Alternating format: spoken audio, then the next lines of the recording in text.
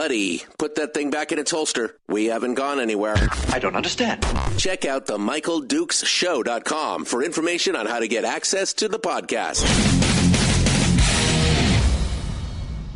Welcome to the party, pal.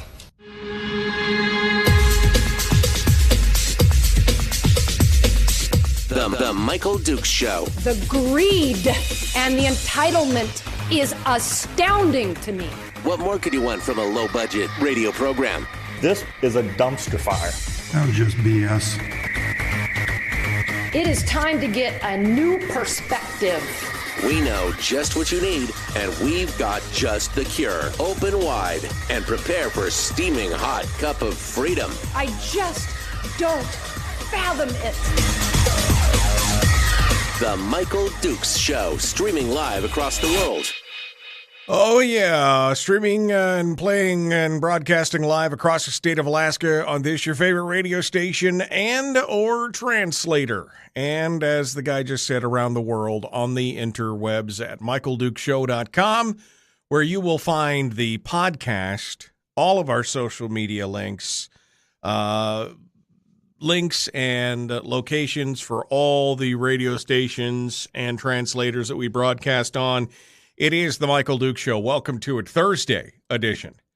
Ooh, this week is just flowing by. Trying to keep track of everything. It's been really, really crazy, and it's been a heck of a week. So we appreciate you guys tuning in and joining us today. Been working on some stuff as far as guests. We were expecting to have Sarah Palin on today, but that fell through at the last minute. So we did end up with some guests, but we will probably be interviewing Sarah Palin sometime next week. At this point, we're going to do our best to try and focus on a lot of the local races, a lot of the statewide races, and some of the various candidates. We're reaching out to Doug Massey, Jim Matherly, and a handful of other candidates for next week. So that's the plan anyway. So we're trying to get it all done. But man, so many balls in the air at this point. So many things going on. But I did get some guests for today. And so I always enjoy, I could sit here and bloviate for 2 hours, no problem, but it's always nice to have information and being able to discuss stuff with people who are in the know or who are in the middle of these things. And so we will we'll continue to do that. Today's guests include in hour 2 Senator Robb Myers, who is of course, the state senator for District B up there in the North Pole area. I can't remember what is his new district. The new district number. This is going to mess me up. The new district numbers are for. Nope, that's not it. How about this one? How about this one? There we go. Senator for the upcoming. It will be seat Q for the upcoming election. It's currently seat B. Now it's going to be seat Q, and so they flip that around, and I can't keep track of it all, man. I cannot keep track of it all. So anyway, Robb Myers is going to be joining us here in just a few minutes. That leaves us over to hour 1, where we will be talking with Republican candidate for the new District 32 in the State House. Will Stapp will be joining us in hour 1, and we'll talk with him about his run. It's interesting that in this race, we have the 2 registered Republicans are both listeners to the show. They both participated in the chat room in the past and talked with us and doing things. So we've got Timothy Givens and Will Stapp. And my old rival, I would say arch nemesis, but that's not really right. Van Lawrence is also the registered Democrat in the region. And Van and I ran against each other when we ran for borough assembly back in the day. So it just feels like old home weeks. So it's going to be interesting. So we'll be we'll be talking with Will Stapp in just a few minutes, and then Robb Myers, and then tomorrow on the program, that's what I wanted to talk about. Tomorrow on the program, we're going to be talking with John Lott. Dr. John Lott will be talking with us, author of the book More Guns, Less Crime, and we'll see what comes out of that conversation. It should be an interesting one, to say the least. So that's coming up tomorrow, plus Willie Waffle and more. Well, what do I want to talk about? There's several stories out here that garnered my attention. First and foremost, there is a brand new court case. The Alaska State Commission on Human Rights is now suing the lieutenant governor and the Division of Elections over what it says is a lack of sufficient accommodations for blind voters in the U.S. House special primary.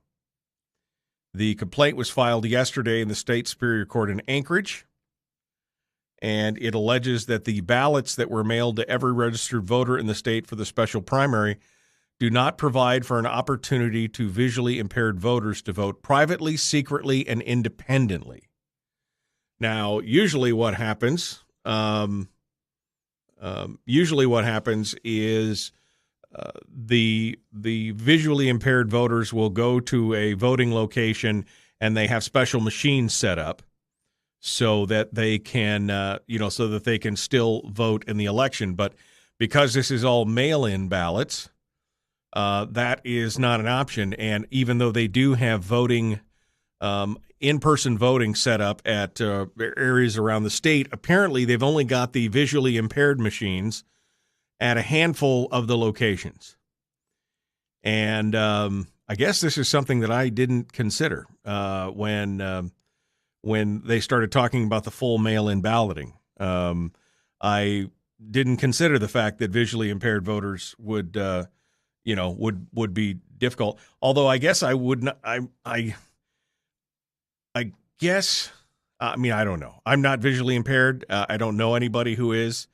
I would have thought that they could have asked for help in figuring out the ballots, but again, the complaint is that they did not provide an opportunity to visually impaired voters to vote privately, secretly, and independently. Those are the three key words there. So I suppose if you ask for help, it would be neither private nor secret, nor would it be independent. I guess I don't know why they just don't, if they've got enough of these machines that normally they're at every polling location, I just don't know why they wouldn't move one of these machines to every one of the in-person voting places that are going to be open around the state. There are only 5 of the visually impaired voters are only available. Those machines are only available at 5 of the 170 in-person polling places across the state. So I don't know why they just wouldn't ship one machine to every in-person. I mean, they have to have them anyway, right? I mean, to meet the whole ADA and all that other kind of stuff, you would think that they would have to have these at every voting location during a regular election. So why wouldn't you just ship one machine to each I'm assuming they would have enough machines. Why wouldn't they just ship one machine to each location? But anyway, it's the thing has been expedited. The lawsuit has been expedited, and they were supposed to have a hearing about it late yesterday, but they still have not updated the new news story. But this is I guess the way that it reads. Responding to the complaint, the Department of Law said the Division of Elections has systems in place to help all voters exercise their right to vote. Even in a mail-in election, a voter can get the assistance of a trusted person to complete the ballot received in the mail in the comfort of their own home. Election workers can help voters with their ballots at an absentee in-person location or division office, or voters can fill out a ballot privately online using their computer or tablet set to their own specifications. And at the division regional office, tablets are available to fill out the ballot digitally for those who need it. So, I mean, I don't know if this is much ado about nothing or not. I think it's interesting, I guess, to say the least. So, I mean, they apparently planned ahead in some ways, but just not enough to, just not enough to have the voting machines at every level. Maybe they don't have enough of these voting machines. I don't know. This is the first time, quite honestly, and I mean, I guess I've just never considered it in that regard. Maybe that makes me a horrible person, but I guess I've never considered it because I've never had to deal with it. But I don't know as I would be that upset to have somebody that I trusted help me with my ballot. Maybe I'm just not independent-minded enough where I would want my independence if I do. But I don't know. I don't know. Anyway, an interesting story for those of you who are following along at home.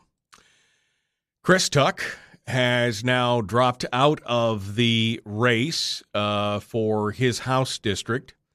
That's District 13, the new district, where he and Andy Josephson were both districted into the same place, with Kathy Hensley and Timothy Hewitt, the AIP candidate for Hewitt and the Republican Hensley. There was talk that they were trying to decide amongst themselves between Tuck and Josephson, Andy Josephson, which one would drop out. And I guess at this point it was decided. I will give some props to the ADN. I noticed that Suzanne Downing didn't say anything about it, but at the very end of the story, which is very short, where Tuck said he withdrew from the race due to a request from a 7-year-old daughter that maybe she wanted to see dad at home more often. I don't know. The AN did announce, he said that he announced his withdrawal at a Wednesday meeting of the state's campaign finance agency, that's APOC, the Alaska Public Offices Commission, which has proposed a $56,000 fine against Tuck for failing to report $500 in campaign income that he received just before the 2020 election. Now, he said that contribution was disclosed in another report and wasn't required in the report that's subject of the proposed penalty. He said the fine wasn't a factor in his decision not to run, which I guess I found mildly interesting on top of that. APOC, when they got their dander up, they do not mess around. But anyway, the Downing story doesn't even mention that at all, which I thought was interesting. But anyway, Chris Tuck is out, which again he was a pro-life, pro-PFD Democrat. More of a blue dog Democrat than anything else. So not surprising that he dropped out and left Josephson, since Josephson is basically a toe-the-party line guy, pro-abortion, pro-tax, or anti-PFD. I mean, he's Josephson is everything that, say, Kathleen Hensley is not. At least it gives them a dividing line. But this will be interesting. This will be interesting to watch. This will be interesting to watch as it goes on. But Chris Tuck is out, I guess, for now. We'll see what happens in the long run there. So anyway, two interesting points and pieces for today that caught my attention before we got started this morning. All right, we are coming up on the break, and so we're going to take a quick trip to the commercial locker, pay a few bills, and we will continue our discussion in just a moment. The Michael Duke Show continues. Coming up next, it's going to be Will Stapp, who is the GOP candidate for District 32 in the Interior. That's up next, right here on your home for common sense, liberty-based, free-thinking radio. Don't go anywhere. Make sure to check us out on Facebook, facebook.com/Michael Duke Show. Join us for the conversation during the commercial break. Back with more after this.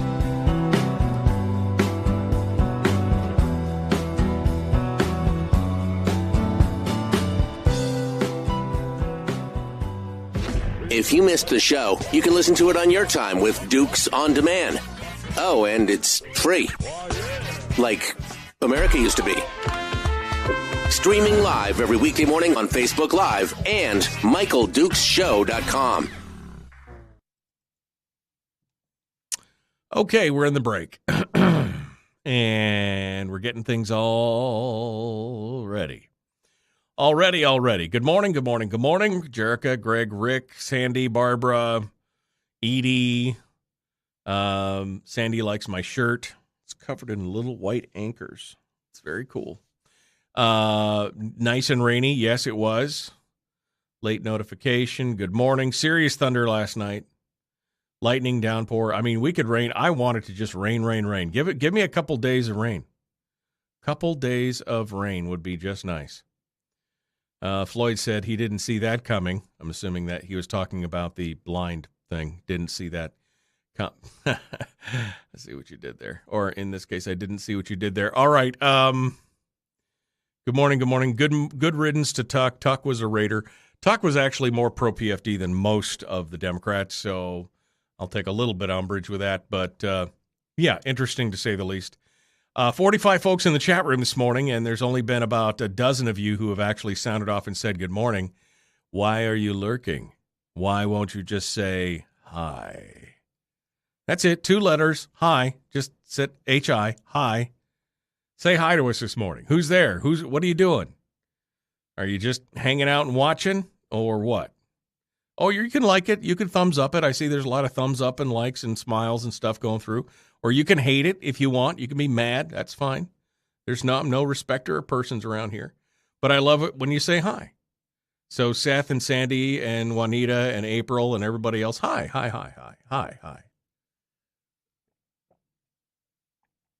Good morning.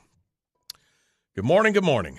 I mean, I'm not trying to shame you. It's just like when I see 45 people in the chat room and only like 8 or 9 people talking back and forth for the entire show, I'm thinking, did they just leave their phone on? I mean, did their phones just hanging out and they're just, whatever? Just wondering. Good morning, Pete. Good morning, Rusty and David and Brian and Herder and Tawny. Welcome to all you guys this morning. I'm saying hi to everybody this morning. I got some time. Hi to everybody. Thanks for coming in. I appreciate it. Yeah, some thunder and lightning on the peninsula. Let's hope that there's more rain with that thunder and lightning. Let's hope those lightning strikes didn't start anything that we can't stop. Good morning, Jimmy. Good morning, Rich. And good morning, Walter, for coming. Thanks for coming on board. It's good to hear from you guys. And good to know that there are more people in Alaska who care about what's going on. So we love that. Joining us on the phone right now is our next guest. Will Stapp is here, and he joins us in this chat room or on the phones this morning to get things ready to go. Good morning, sir. How are you? Oh, I'm doing very well this morning, Michael. How are you, sir? There's no complaining. It's every day above ground is a good day. That's all I can say. Every day above ground is a good day. Well, it's another beautiful day up here in Fairbanks, that's for sure. Good. Well, we're about 90 seconds out from rejoining the radio. So hold the line, hang out in my virtual green room and eat my virtual donuts and drink my virtual coffee. And we will all hang out together here in just a minute. A lot of people are just leaving their phone on and getting ready for work. I can't blame you. I'm not again, I wasn't criticizing you for not saying hi. It's just nice when I know that there's more than 9 or 10 people. I thought maybe the rest of them were bots, just fluffing up my ego or whatever. But it's always nice to know who else is in the chat room. So don't ever be afraid to just say hi. I'll try and call out your name if I see you say hi in the chat room. That's how it is. Everybody else is just getting ready. Gorgeous here in Fairbanks. Raining here in the valley and raining in Anchorage from what I can see. So, yeah, I mean, that's good. We just need more rain. Just need more rain. So we can avoid the summer apocalypse inferno fires that seem to run up here when there's not enough rainfall. All right. Well, 30 seconds. You guys ready to go? You guys ready to make things happen? So, no, they're not Russian bots. I think they're just bots. I'm no respecter of persons here, Brian. We'll get it done. Will Stapp is our guest. The Michael Duke Show. Like and share, like and follow. Let's get this thing ready to roll on your Home for Common Sense Radio. Let's do it.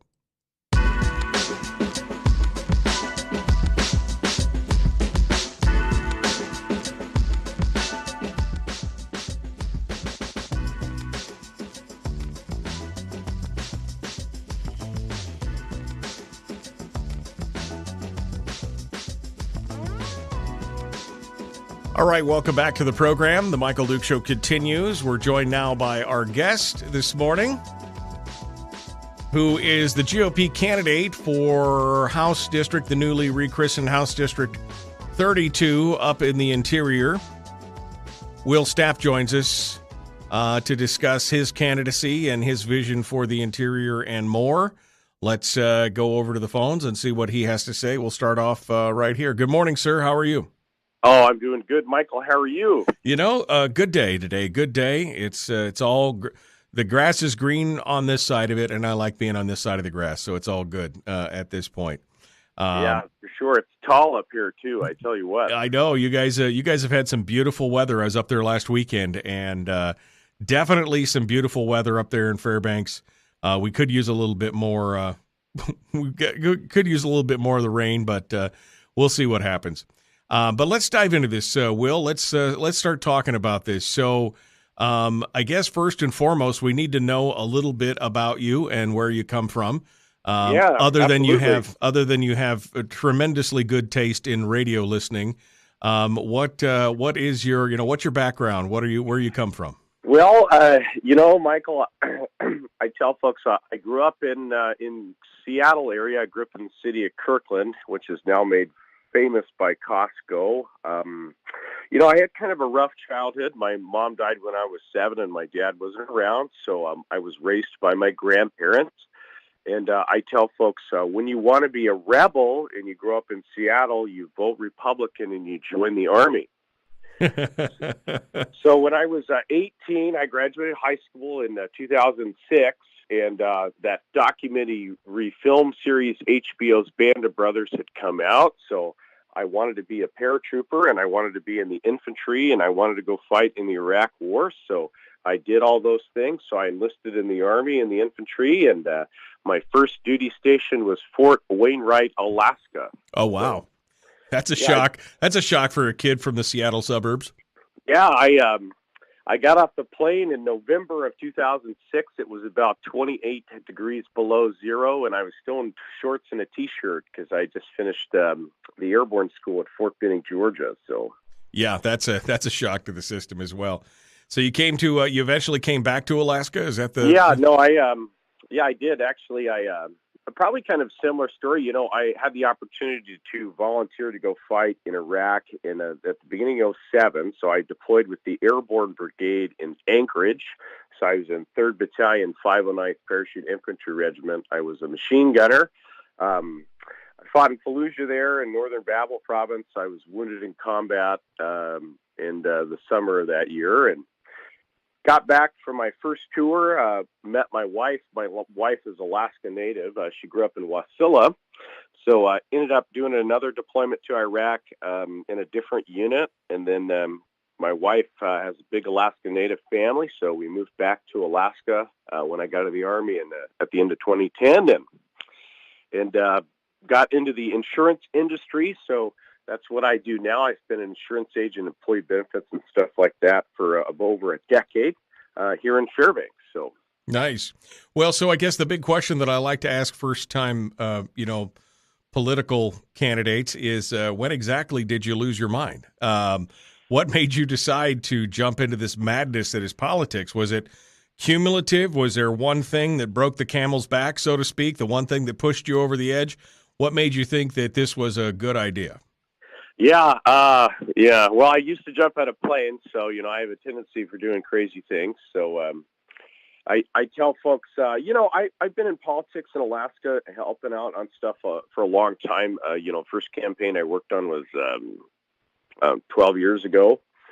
But it's kind of like, you live in a district, your sitting reps retiring, and, people say, hey, would you consider running? And I basically thought, I don't really want to do this because I'm kind of a polite person, Michael. I like to be respectful to everybody. And, there's a lot of angry people right now. So, but so I ended up thinking about it, and I have 2 young daughters now. We have a 4-year-old and a 1-year-old, and I just kind of feel like there's a lot of issues in our state, and I haven't heard a lot of folks articulate a lot of actual positive solutions to do things like control the cost of government and lower the state's operating budget. Right. Though everyone says that, and I tell folks, look, I've done a lot of stuff in my life, and one of the things that I tell folks that I look at are bills that the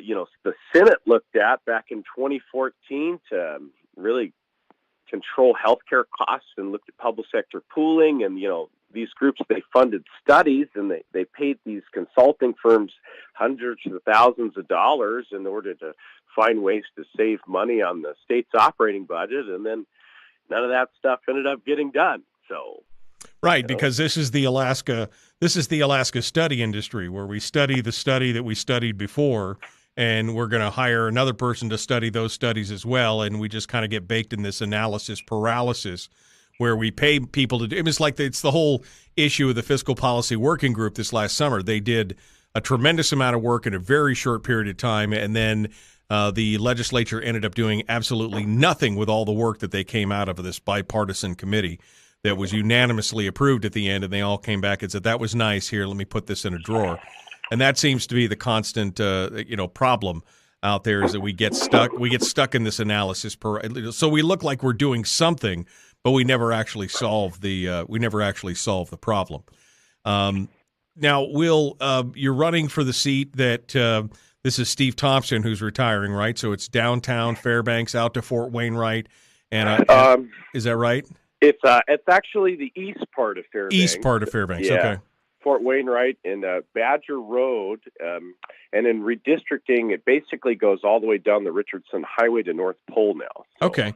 All right, so they made some changes. I hadn't seen the actual boundaries of the new map, and so this should be interesting. But I guess what people are more concerned about, especially with with Thompson's position of joining, he joined with the Democrats, breaking the potential for a Republican majority, and of course putting all the fiscal conservatives back in the minority again for the 4th or umpteenth year in a row. I guess, people are really kind of wondering now. Around here, we don't necessarily separate out candidates by their party, although a lot of times the lines fall that way. It's not necessarily Republican versus Democrat on this program, as you probably know, because I know you've listened to it. It's really a question of smaller government versus larger government. That's kind of how we delineate the labels on the politicians that we talk about. Where do you fall in that camp? Are you definitely a smaller, more limited government, live within our means guy, or are you okay with some government spending on things that are nice to haves, or are you more inclined to to give the money to the government to help it stimulate the economy from that way? I'm a limited government guy. I tell folks, in Fairbanks, Michael, as you well know, that we do have some unique challenges that are unique to the rest of the state, mainly our high cost in energy and our kind of lack of infrastructure in order to drive our access to capital. So I'm a big fan of a smaller government, although, where we live, we have some unique challenges, of course.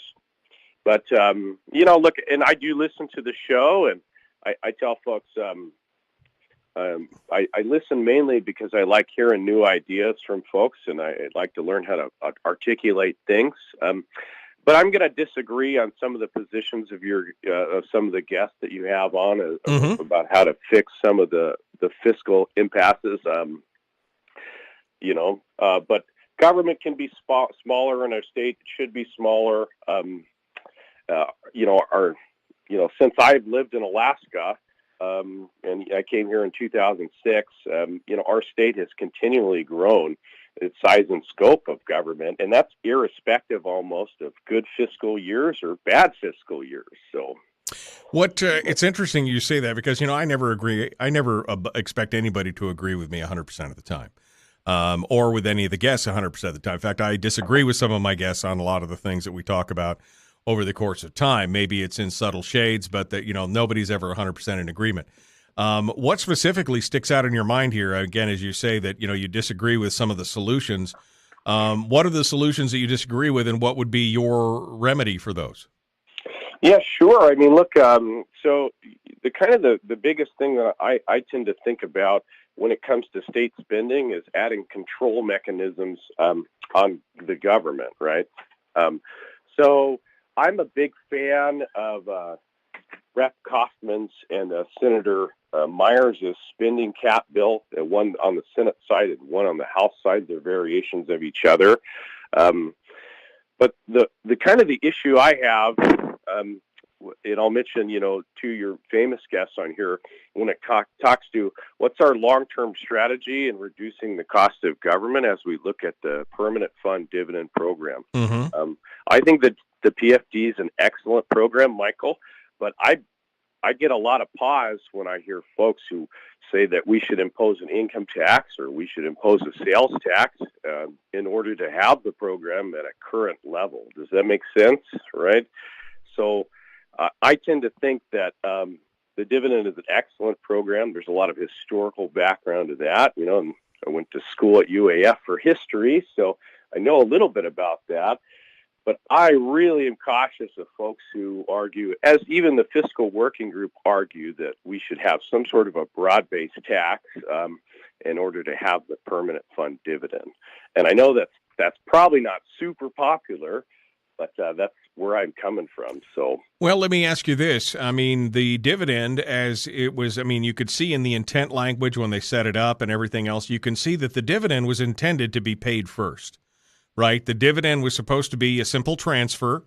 It was not supposed to be, counted as income and outgo. It was supposed to be a simple transfer, and the people were supposed to have the first call on that money. That's pretty well established, and these past legislatures over the last few years have continually ignored that.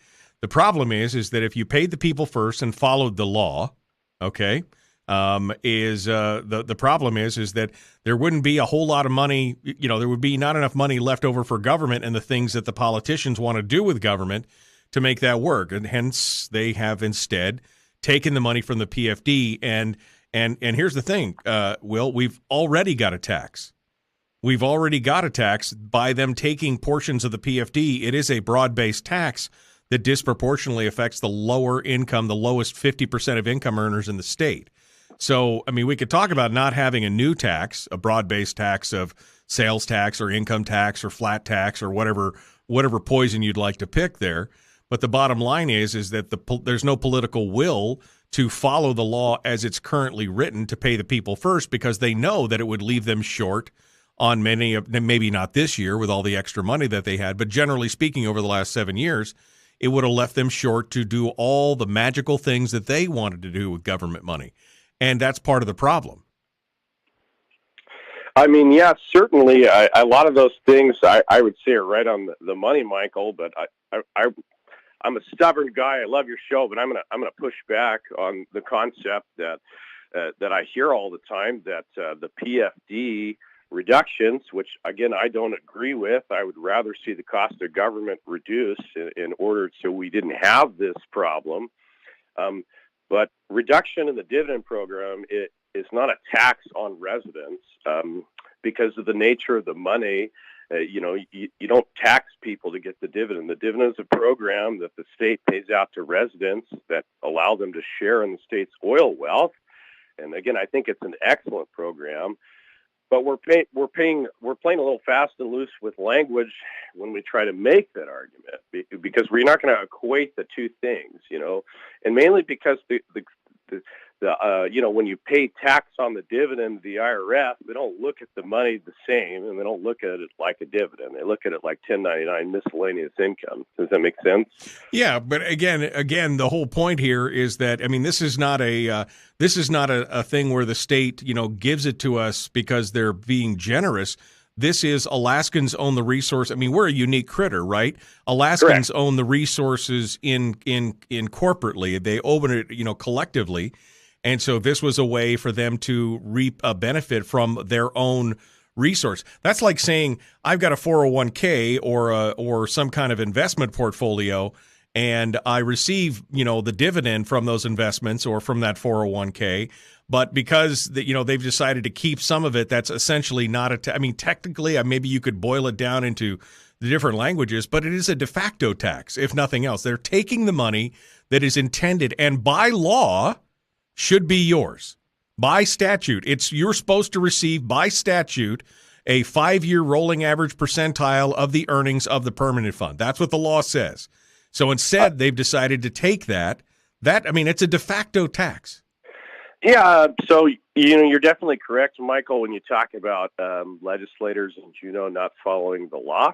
And I like to tell folks you should follow the law or change the law.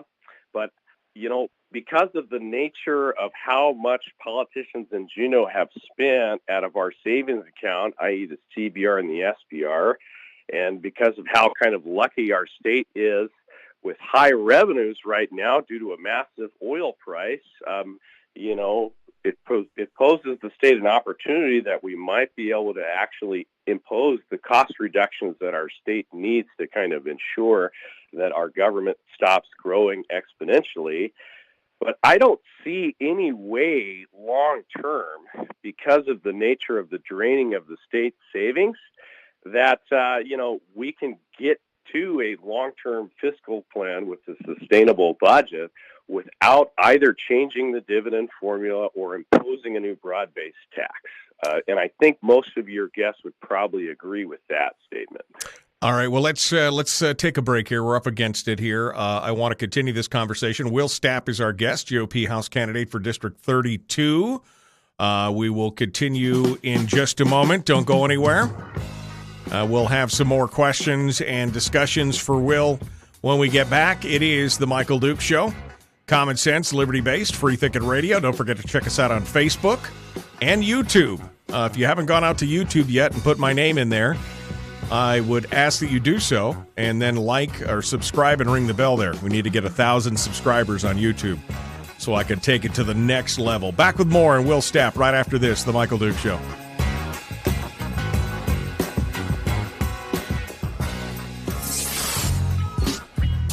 What is that? Common sense. Regularly heard on American radio. Michael Duke Show. Radio. Okay, we're in the break right now with Will Stapp. We got a few minutes here before we pull things out. I don't want to get too much further into this, what we were just talking about, without going back on the radio. I want to talk about all those on the radio.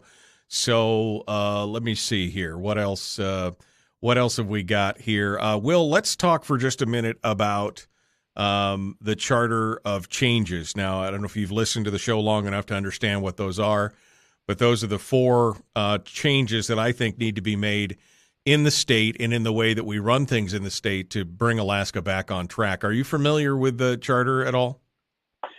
A little bit. I should have actually looked it up because my friend Barb Haney told me to do that before I got on the radio. So. Okay, well, I can explain it to you real quick, and Sure.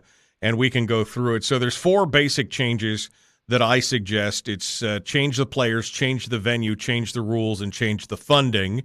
Changing the players basically means, voting in people who are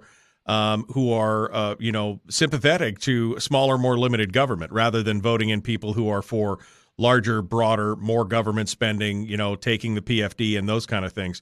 So I'm assuming, since you're running for office, that you are in favor, in fact, of changing the players out in the legislature. Yeah, that would be correct. It would be kind of funny if I wasn't, right? Yeah, absolutely. Well, let's talk about number 2. Number 1's pretty easy. Number 2 is a little more difficult, and it's a little more nuanced. Changing the venue. I know there's been many, many votes to move the Capitol. That's not what I'm looking to do. My suggestion is that the legislative sessions themselves should be held somewhere on the road system in the state of Alaska. And quite honestly, I don't care if it's in Homer, Fairbanks, any of the points in between, wherever you want to put it.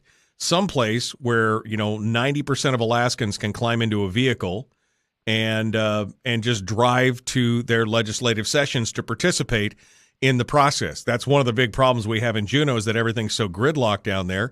Most people are not independently wealthy enough to be able to break off a couple $1,000 to go down and visit the legislature on every bill. Now, they've held sessions on the road system in the past. It's not that difficult. It would not require a move of the capital. It would just mean that the session would be held somewhere that people could drive to. And so changing the venue is number 2. What do you say?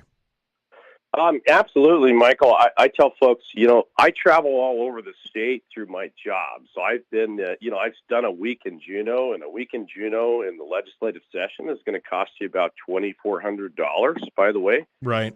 And I go to King Salmon and Naknek and Anaktuvuk Pass. But to me, the most important thing that I tell folks is, regular people should have access with their legislators, right? Face-to-face access, right. Yeah, face-to-face access. And like I tell you, I grew up poor, and I didn't have parents, right? So, I never got to, my state legislator in Washington was Jay Inslee, and I never met the man, right? And now he's governor, right? So, and I doubt he would have ever cared what I thought, so. Right, exactly. All right, well, number 3 is changing the rules, and there's 3 rules that I believe need to be changed. We shouldn't have a binding caucus, which is essentially coercion of a vote before the fact. I don't know if you're familiar with the practice that goes on in the legislature, but I believe that a binding caucus should be outlawed. And in fact, it is in every other state in the union. Nobody else uses a binding caucus in their legislatures except for Alaska.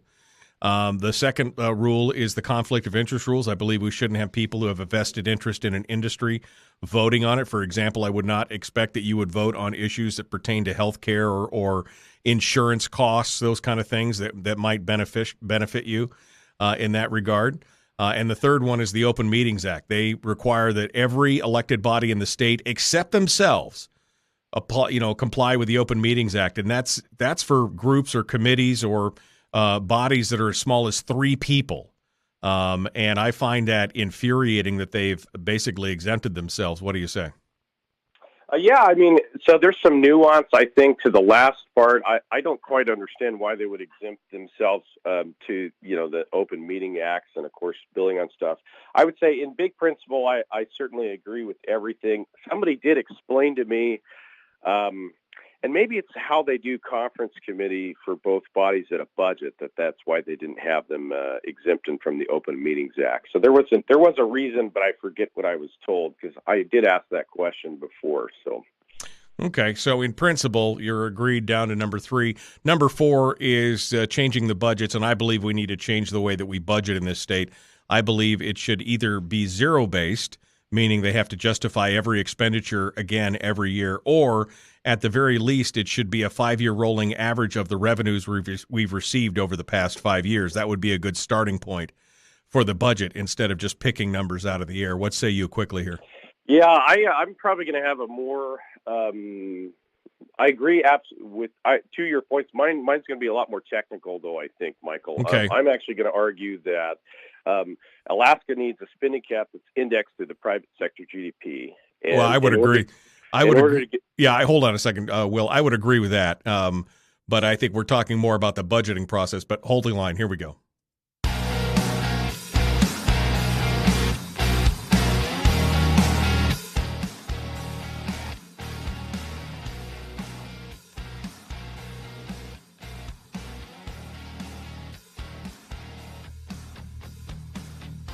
All right, Will Stapp is our guest. He is a GOP candidate for House District 31 in the interior. Before we went to break, we were talking about the PFD. Then we got talking about the Charter of Changes in the break. So we'll come back to the Charter here in just a second. But I want to continue this discussion about the PFD. The problem is this, Will. Again, if we paid out and you said the only way we have a sustainable budget moving forward is we either have to have an income tax or reduce the PFD. And I'll be honest with you, I think that's the wrong position simply because what's happening is government will expand to fill up all the available revenue. And so we have to find a way to take the PFD off the table so that they can focus on the remaining revenue and make government fit that pie.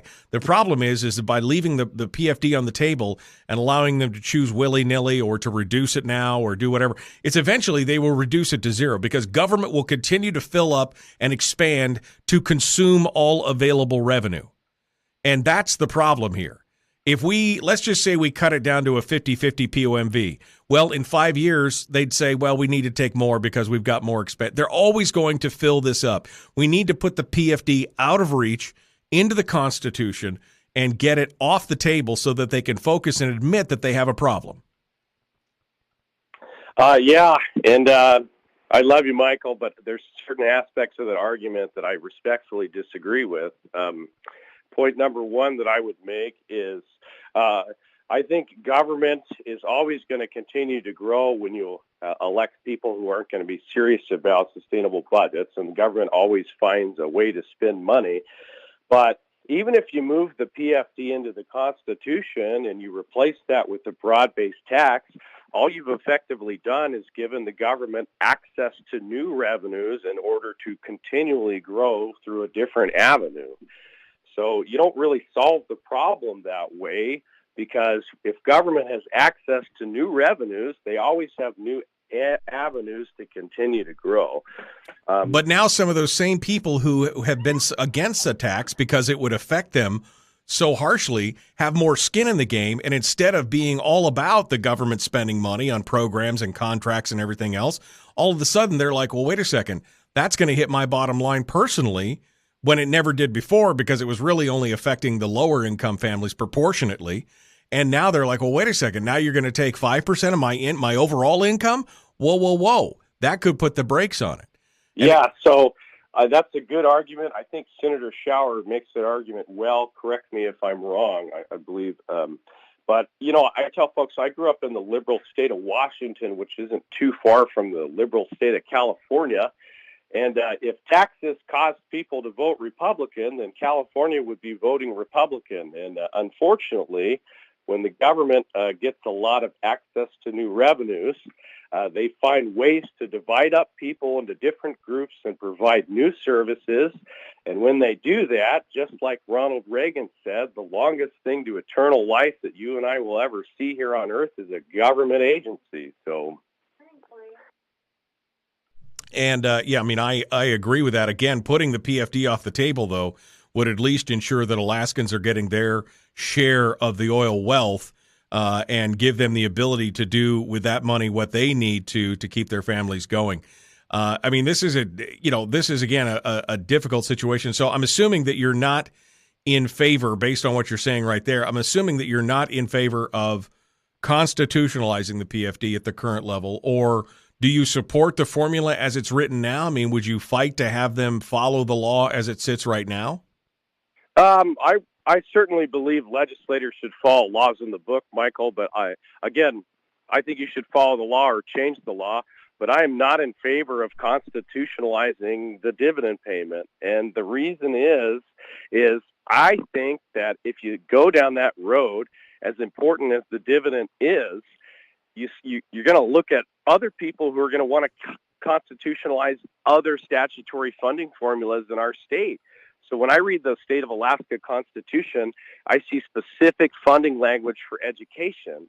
And I'm afraid that if we constitutionalize the dividend, our Democrat friends are going to say, well, why don't you constitutionalize the PSA funding formula? Right. Well, they're already forward funding education to the tune of $1 billion. I don't know how it could get much worse from there. Let's talk about that for a second, though. The Constitution, the con has been the solution that a lot of people have looked to, saying that there's not enough political will in the legislature to fix these issues. They, in fact, revel in the chaos of it. And so the discussion now is forming a constitutional convention. Do you support a constitutional convention, the passage of that?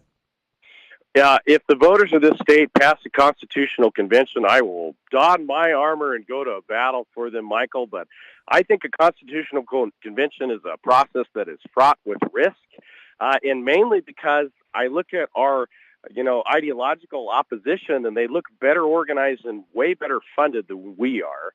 And if keep in mind the legislators are the ones who would appoint the delegates unless something changes or I'm wrong. So, and I guess if you have issue with the current legislators and you want to go to a constitutional convention, why would you think that they would appoint better people than them to be their representatives or their delegates? Right. You see what I mean?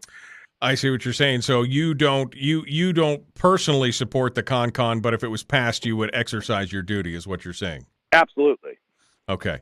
We're down to the last 3.5, 4 minutes here. We were talking about the Charter of Changes. Will supported the first three changes. We were talking about the budget, and again, my supposition is we should stop picking budgets out of the air, working off last year's budgets and just adding to it. We should stop depending on the projections of oil for that. Instead, we should either use zero-based budgeting or, less ideally, I guess, would be a 5-year rolling average of what our revenue has been for the past 5 years and work off that as the base budget. And you said it's a little more complex than that. You agreed in principle, but you said that there was a lot more complex than that. I got about a minute here to figure that out. Okay, yeah, I would say, how do you know the state has a spending problem when you look at budgeting, Michael?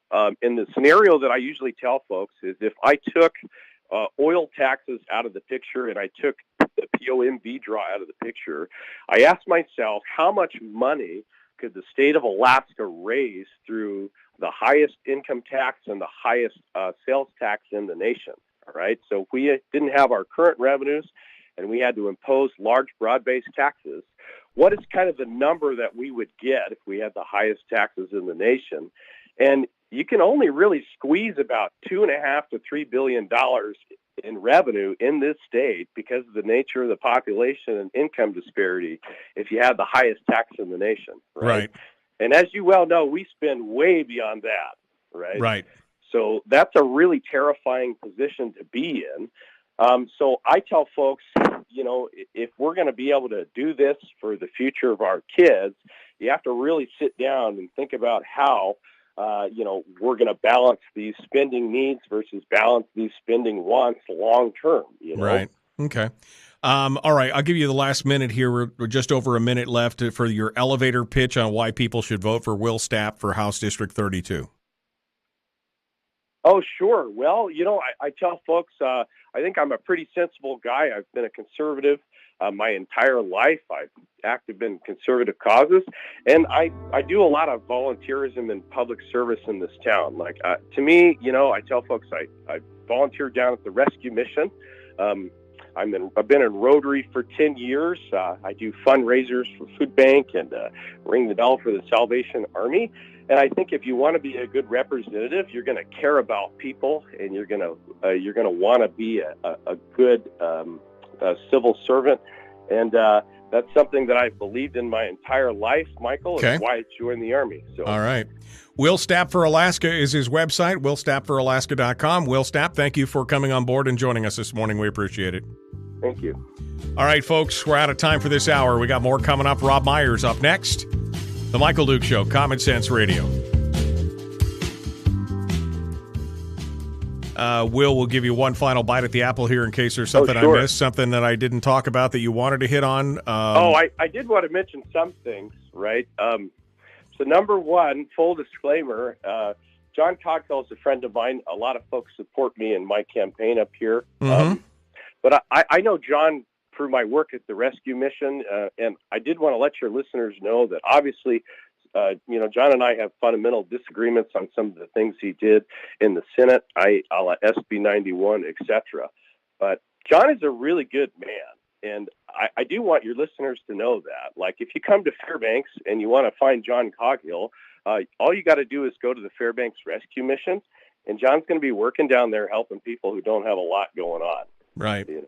So you disagree with him on some things, but it sounds like that you're in fundamental agreement with him on the usage of the permanent fund at this point. I wouldn't say that. I mean, look, I have a different philosophy of that, but I don't have a personal problem with changing the formula to use the revenues for a POMV 50/50, for example. I don't have any issue with changing the law to draw on the permanent fund to help fund government if need be. And that's not my preferred solution, Michael. I'm a practical guy, and this is how I look at problems. So usually what I tell folks is articulate to me a better idea, and I'm definitely going to listen to you. So, Are you in agreement with the philosophy of basically giving Alaskans a leftover dividend after government has taken its bite of the apple? No, I think the dividend program, you could say it should be the first call. That's kind of a popular phrase. And I fundamentally think that. I mean, look, the residents should have a share in the state's oil wealth. But again, you have to be practical with the long-term problems in the state. And those things change based off fiscal dynamics. So if we hadn't have spent all the money out of our savings accounts, Michael, I would probably give you a better answer. But the answer I'm giving you is just based on how I see the situation. And I know that's not popular, but I'm an honest guy. So right. Well, I appreciate that. But you've answered your own question. If we had not spent all that money out of savings, see, the money was available. That money was not supposed to be spent. We should have balanced our budget 7 years ago, but we didn't. And there's been no pressure to do it. About state government, Michael. I mean, the CBR was supposed to be a program that the state could balance while it reduced its spending. Right. Which we never did. Instead they just ran deficits. So right. Exactly. It's terrifying. Well, so that's the problem. My question has always been, why would we give the government more money when they have been so irresponsible with the money that we've given them already and the money that they've had already? And that's the problem. We need to starve the beast, which is another reason and another argument, I think, why the PFD needs to be put out of reach. It's the only way we're going to put pressure on them. Otherwise, they'll have this unlimited pot of money that can always go back and tap into and give us whatever's left. And eventually, there won't be any left. That's the problem. It will be all of the dividend will be used on state spending, and then we'll be looking at a tax anyway. So it's and that handwriting is already on the wall at this point. But Will Stapp, thank you for coming on board. I appreciate you sounding off and being honest with us and talking with us about that. Thank you for calling in. Thank you, Michael. Appreciate it. Thank you so much. All right. The whole Coghill thing was a little weird, but I had heard that he had the support of John Coghill, and it sounds like that he is philosophically in alignment with Coghill on some things, maybe not to the 100% degree, but you guys will have to make your own decisions. There are 3 candidates in that race, including Timothy Givens and Van Lawrence. Now, Van Lawrence is a registered Democrat, and it's definitely more of a big government guy.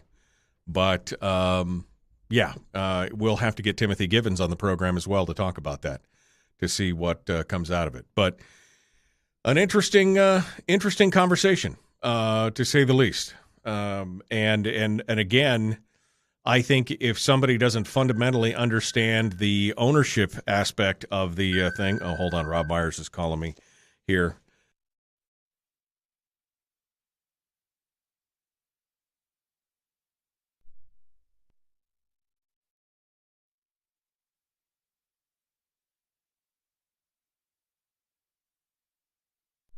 All right, sorry. I was trying to get Rob called me on my cell phone accidentally, so we're getting him on the line here. We're going to get things squared away, but yeah, I mean, I just I don't know if identifying with Coghill in that way is going to be helpful to his campaign. Although there will be, I mean, that could form the moderate split. That could, I mean, in the end of the race, it could be Will and Timothy splitting the vote and allowing Van to get in there. That would be an interesting take, but we'll have to see. We'll have to see what happens, and we'll see what happens when we talk to Tim about that as well. All right, it sounds like it looks like we've got Robb Myers on the up on the phone right now. You with us, Rob? I'm here and ready and able, sir. Okay, good. Did you get a chance to listen to that, by any chance? I did. I've been listening since you came on this morning. Okay, interesting. We may get your take on some of the ideas, at least, maybe not specifically. But anyway, I want to kind of revisit some of this because I find it fascinating when people see things so completely differently than I do, especially when it comes down to the ownership aspect of the state. When you don't understand the owner model, it's a problem, and I think that's the same thing that we face with people like Randy in the chat room and other things. Is that they don't understand the ownership aspect of that because it is unique. I mean, we're the only state in the nation that has that. It's and so it's hard sometimes for people to wrap their brain around. Look, I didn't write the Constitution. It does have quasi-socialistic aspects of it. I didn't write it, but by God, I'm going to live by it when it gets here, and what the framers intended for that. So we're gonna talk about that as well. Robb Myers is our guest, and we're going to be talking with him here in just a hot second. Don't go anywhere. The Michael Duke Show, common sense, liberty-based, free-thinking radio. Hour 2 right now.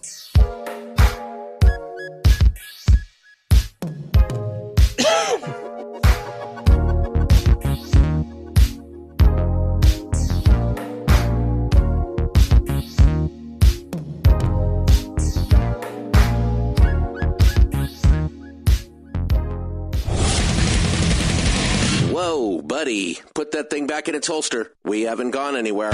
I don't understand. Check out the MichaelDukesShow.com for information on how to get access to the podcast. Welcome to the party, pal.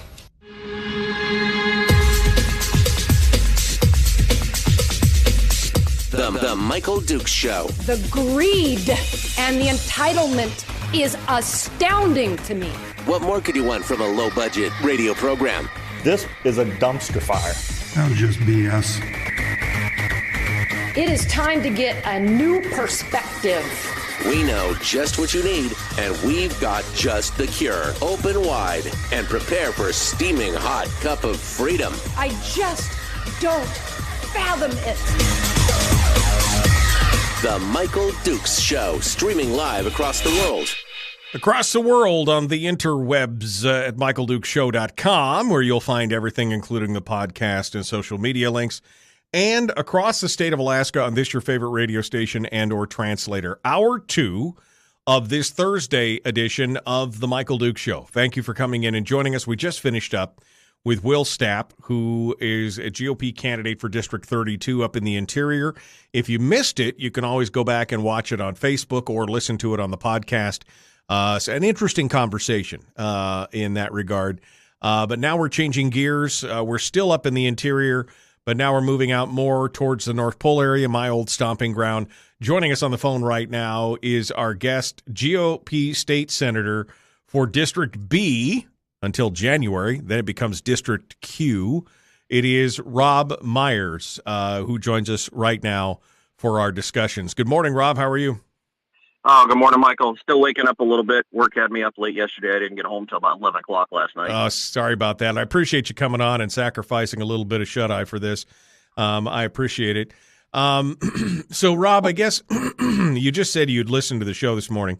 Mm-hmm. And I guess, let's talk for just a second before we get too deep into the weeds on other things about, the philosophy of the owner state.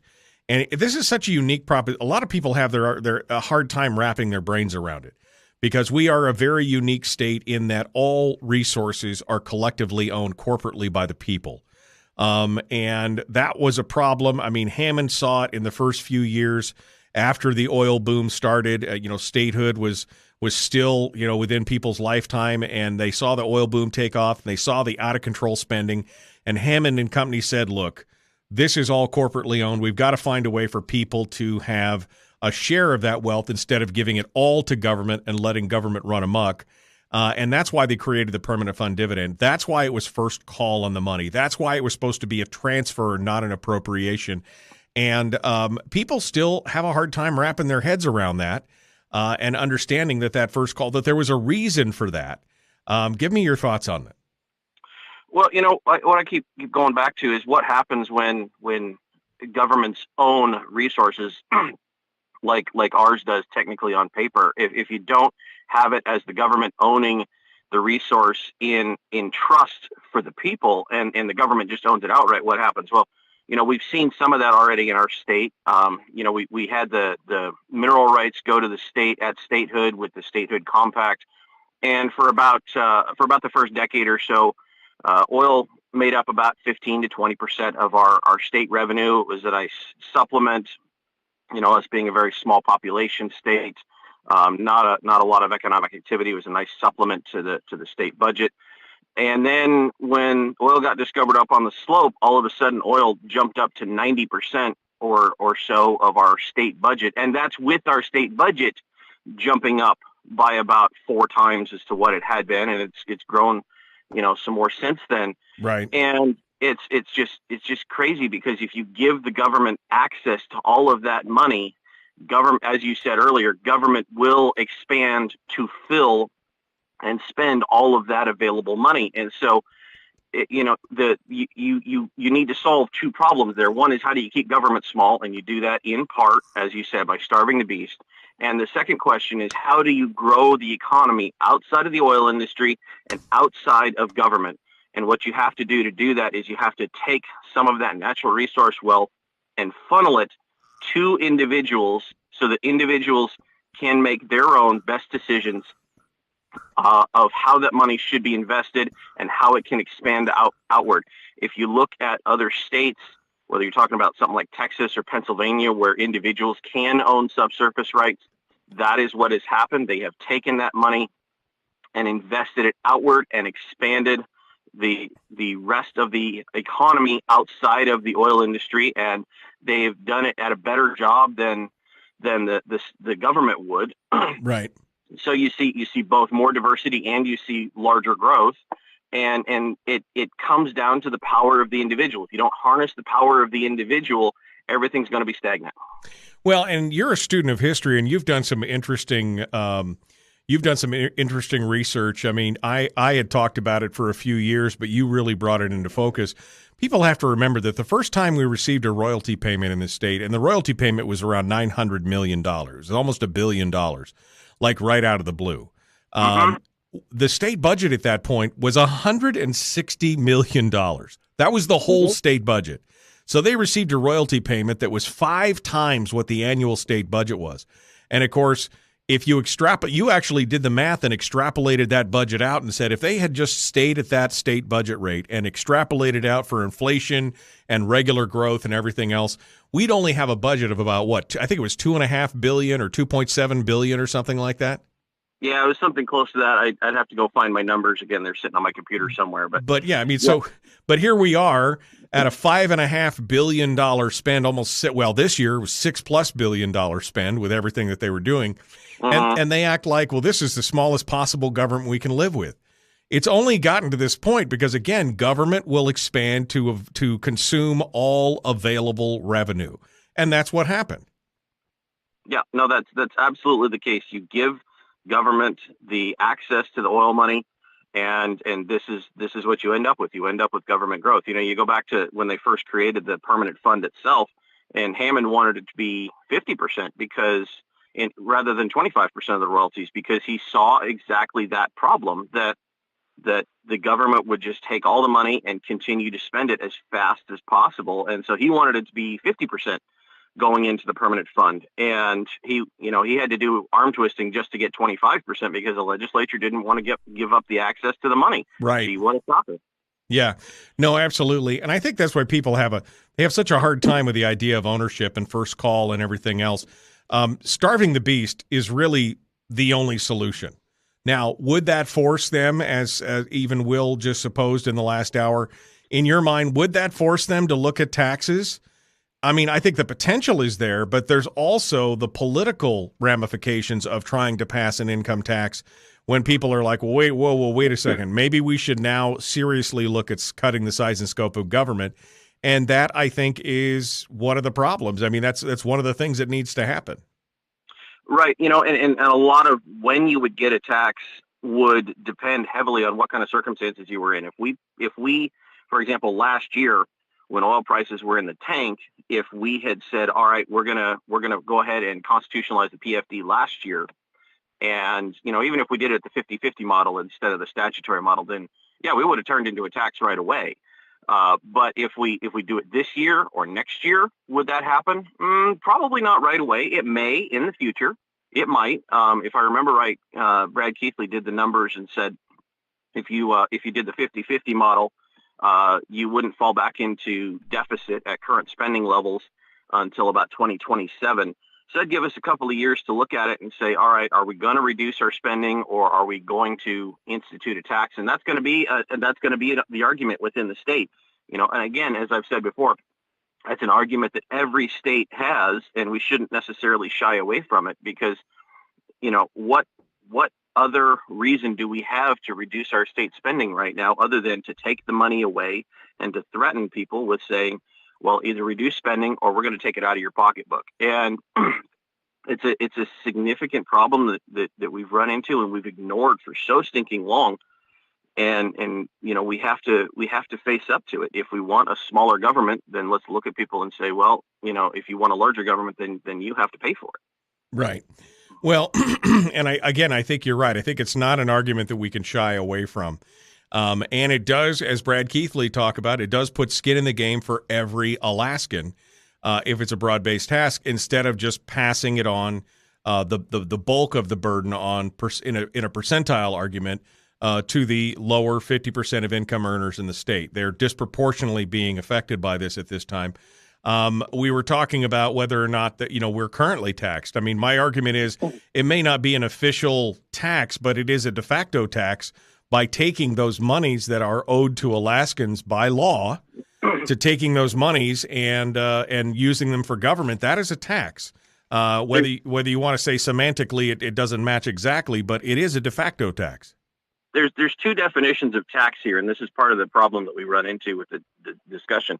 There's the legal definition of tax and the economic definition of tax. And the legal definition of tax is, your income taxes to the feds. It's something that you pay to the government because they tell you to in order to fund state services, and if you don't, they put a gun to your head for you.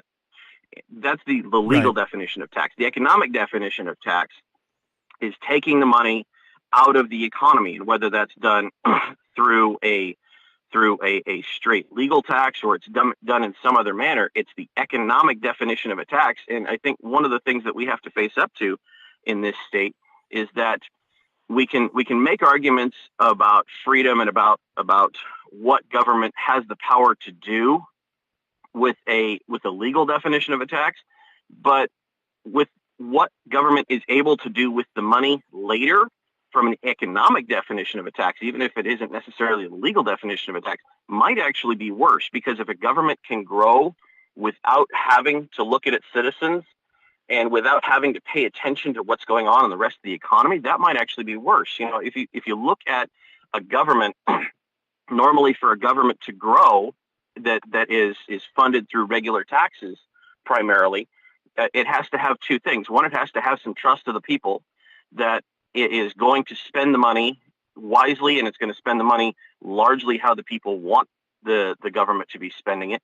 And two, it has to make sure that the economy is doing fairly well in order to get that tax revenue. And what we are very much in danger of becoming in this state is we are in danger of having a trust fund government. And we could potentially have a government that's getting its money out of the permanent fund, and it doesn't have to have the trust of the people, and it doesn't have to make sure that the government or that the private sector is growing. It doesn't even have to have the permission of the people. Exactly. That's the thing. I mean, it's disconnected from the governance of the people by just saying, well, we can make this decision willy-nilly. We don't even have to. I mean, it's just it is a taking. I mean, it is literally taxation without representation at this point. Exactly. And as bad as taxes are, I'm not going to sit here and argue with you and tell you tax is a good thing. Taxes are always bad, but that this is life. Sometimes you choose between bad choices. What I am going to tell you, though, is that a tax is something that is a lot easier for us to fight, because we can fight the tax with an initiative or a referendum to stop it from being increased. We fight taxes in the same way by changing out people, and a tax would have to be an actual affirmative action by the government. It actually has to take action in order to take a tax, whereas what it's getting from the permanent fund is passive income. This is just coming in because it's been invested and it's going to sit there, and as long as we have smart managers over there at the Permanent Fund Corporation, we're going to continue to get that money, and it's a passive income, and it's going to passively continue to grow, and the state can benefit off of that and continue to grow itself. Right, exactly, and it will grow, and it will continue to grow, and of course they'll always look for new options and new revenues. Again, I keep going back to that original state budget and how it should be, a half or almost a third of what it is now, but we keep getting told that we couldn't possibly cut back on what we had. We've cut it to the bone, so to speak. One little bit about that original state budget and what happened when we first got that first lease payment of a little under $1 billion there.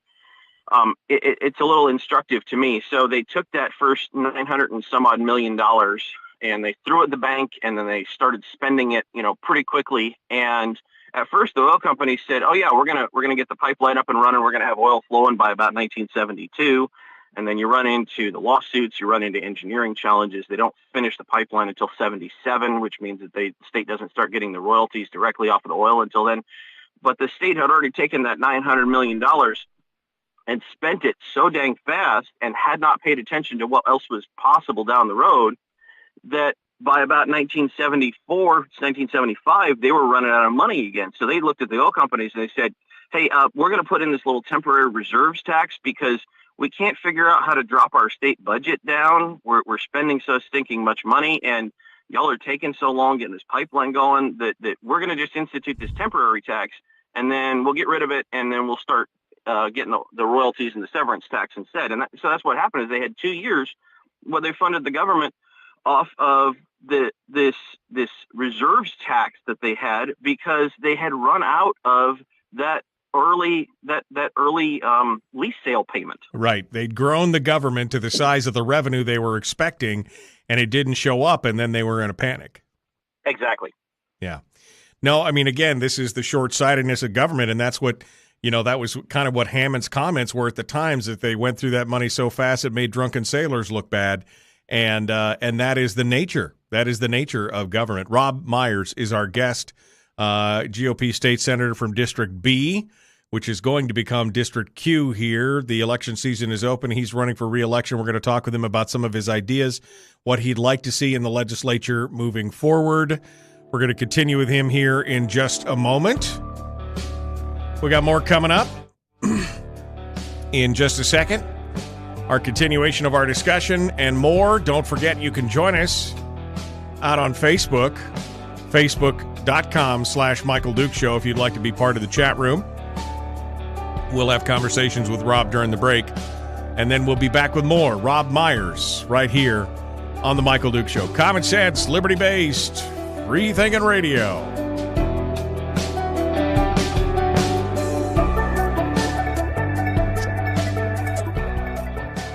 We're broadcasting live through a series of tubes. Allowing all of these entities to provide streaming stuff going on the internet. Well, it's kind of hard to explain. Sorry. Streaming live every weekday morning on Facebook Live and MichaelDukesShow.com.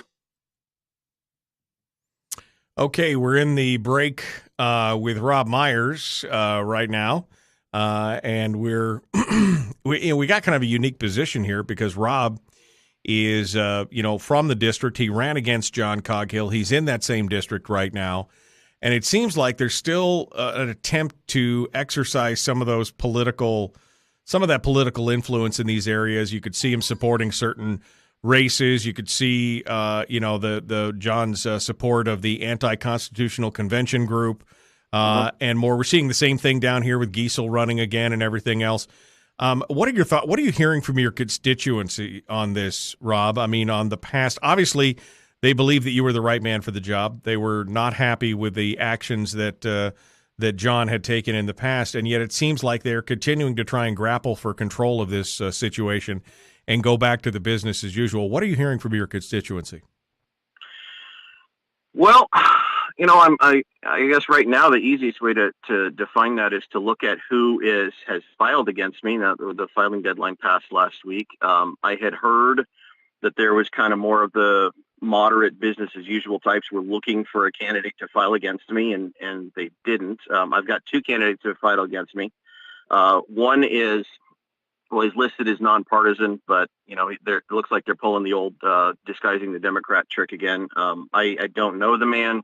My understanding is he's a longtime NEA guy, filed at the last minute against me. And the other guy I've talked to once. His name's Arthur Surkov. He's a he's part of the Alaska Independence Party, and he told me he said that it looks like he and I agree on 98% of things and stuff, and all the big issues, the PFD and the budget and things like that, we agree on. But he said he's running because he wants to up his name recognition and the name recognition for the AIP. And well, I can understand that, and running for office is one way to do that.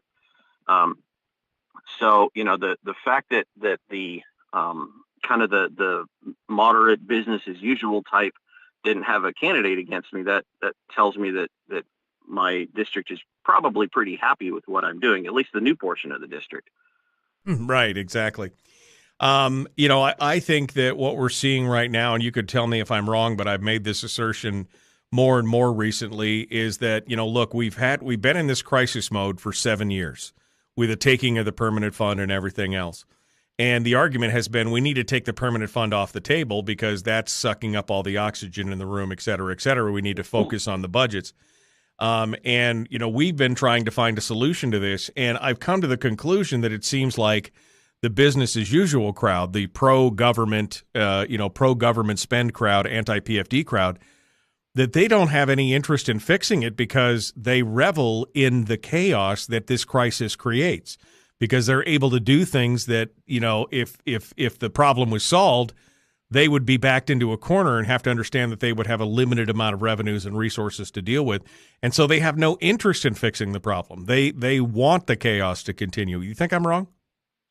I don't know about if I would describe it as wanting the chaos to continue, but they are liking certain portions of the results of how it's concentrating more money into the hands of the legislature. I'll give you an option, and maybe we want to put this again on the radio. But so for the 2 years that I have been in office, in the first year, when we first came into office, we said, well, shoot, if you take the current budget and you cut the dividend completely, we were still $300 million in the hole. And we got bailed out partly by oil prices came up a little bit and partly by the Fed's rescue package. And so that was the first year. The second year, oil prices have gone up so stinking much that we could have taken all of last year's budget and funded the entire thing without a draw on the permanent fund, except for the draw for the dividend. And what did we do? We still took a draw on the permanent fund so that we could increase last year's budget as well as increasing this year's budget. Right. And and to that end, when we were doing our budget amendments on the floor, I ran a budget amendment to say, well, let's drop the draw on the permanent fund because our state doesn't need it right now. And everybody looked at me and said, why would we do that? And so that I'd have to go back to double check the vote on that amendment, but I think it was something like 7-12 or something like that. It obviously failed. But hold on, Rob, hold on. We'll continue this here in just a second. The Michael Duke Show, Common Sense Radio.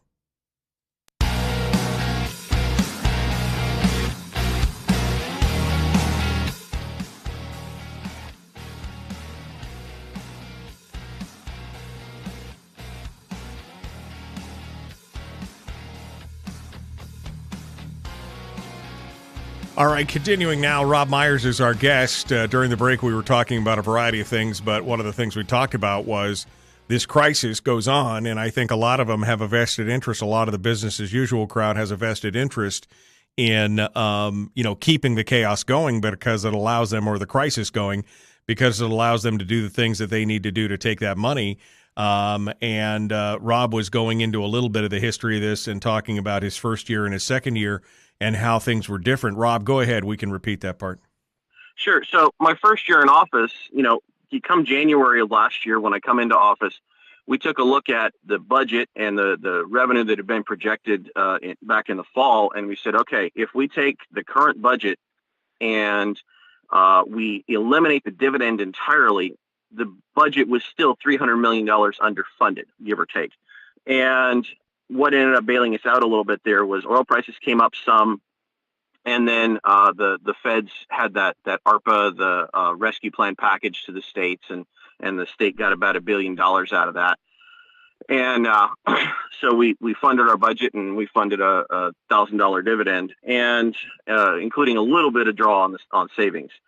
Then this year, we could have taken basically that same budget, and we could have said, with the oil money that was coming in this year, we could have funded that entire budget by without a draw on the permanent fund, with the exception of the draw on the funds for the dividend itself. There would have been no need for a draw from the permanent fund on government.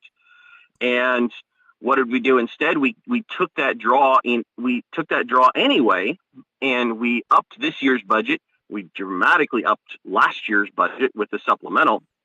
And so when the budget hit the Senate floor, I ran an amendment to eliminate that draw for government and said, no, we don't need this. Leave the money where it is. Give the dividend out to the people. Let the rest of it sit in the permanent fund and continue to grow. And people kind of went, well, I don't understand why we're doing this. This is how we fund our government. I'm like, well, if you fund your government this way, the inevitable result is just going to be more growth. So I ran that amendment, and I have to go back to double check the vote on that, but I'm wanting to say it was like 7-12 against. And so, we continued the draw off of the permanent fund, even though the government didn't need it. And the inevitable result, gee, what a shocker. You give government more money, the government spends more money. So, you have to address this, and you have to realize that permanent fund growth is just steroids for the growth of our government if the government is funded off of the permanent fund. Right. The dream of many, and we've heard some legislators talk about this, is that the goal is to get the permanent fund itself to the $100 million mark so that it will continually generate enough revenue, in perpetuity to pay for all state governments. So they don't have to go to any other solution for this. Of course, that would be barring some kind of huge economic crash or something else. But, that's what the ideal is. And then that, again, takes away all the responsibility of having to check in with the people or deal with the people or get their permission or anything else. Government just continues unabated. And as it continues to grow and the draw continues to grow because the fund continues to grow, government just gets larger and larger. $100 billion, not $100 million, $100 billion. Right. And this is something I talk to people about is, when I hear people say, well, we should cut the dividend so that we don't have to tax. And then, we go to that model of, we get that $100 billion dividend, and that means that $5 billion every year can go to fund government. And I go, okay, that sounds fine. But then what happens when we have a repeat of the 2008 crash? In the 2008 crash, the permanent fund lost a third of its value. Now, fortunately, we made that back in about 3 years. But for those couple of years there, if the permanent fund lost a third of its value, then what would we do? Would we cut our government? Probably not a whole lot, at least not according to current track record. So we would be ending the dividend and then putting in a tax.